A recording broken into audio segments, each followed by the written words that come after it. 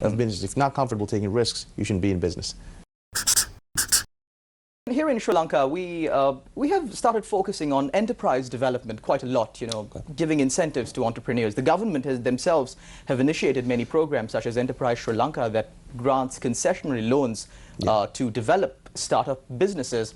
You are a successful entrepreneur. What is your advice to all of those entrepreneur hopefuls out there?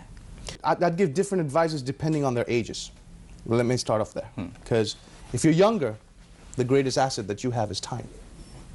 And you can afford to fail a little harder than someone a little bit older, maybe. Right. So the type of risks that you take, you can go out and take more risks if you're younger. Right. And I would actually advise young entrepreneurs to do that.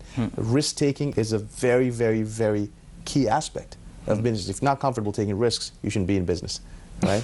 Calculated risks. Right. Calculated risks. But you got to take risks. The most valuable currency that we have, that any of us have, is time. Right.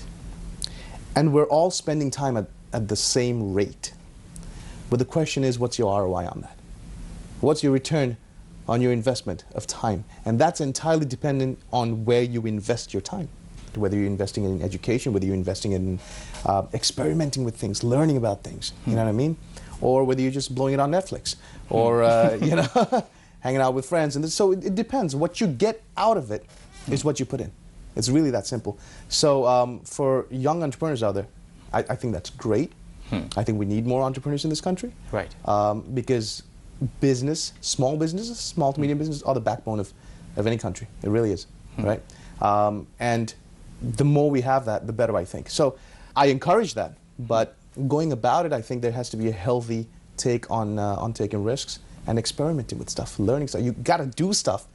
You know, that's the whole thing. A lot of people are afraid of making decisions because they're afraid of making bad decisions. And there's an irony there, because how do you make good decisions? You need experience. How do you get experience? How do you get experience? Bad decisions. Right. Good decisions rarely make for good experience, right? They rarely make for good stories either. But bad decisions are the ones that give you good experience. So I would encourage people to go out and try this stuff. Don't be afraid. As long as your failure isn't going to kick you out of the game, it's okay.